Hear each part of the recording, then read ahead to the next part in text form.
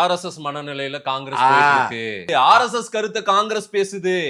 அப்படி எம்.எம். அப்துல்லா முன்னாள் எம்பி சொல்லிட்டாரு. புதுக்கோட்டை அப்துல்லா கரெக்டா சொல்லிட்டாரா? ஒரு நிமிஷம் வெயிட் பண்றீங்களா?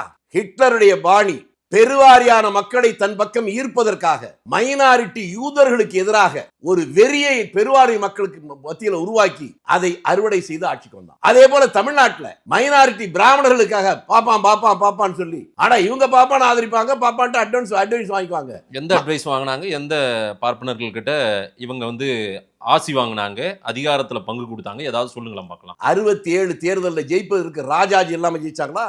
ஏற்பாடு பண்ணதே ராஜாஜி, தெரியுமா உங்களுக்கு?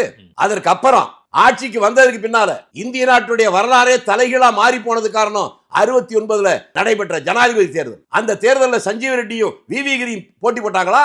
விவி கிரி யாரு? பிராமணன். சஞ்சீவ் ரெட்டி இன்னொன்னும் பார்க்கணும். நீங்க திமுக உயிர் கொள்கை இந்திய எதிர்ப்பு சொல்றீங்களா?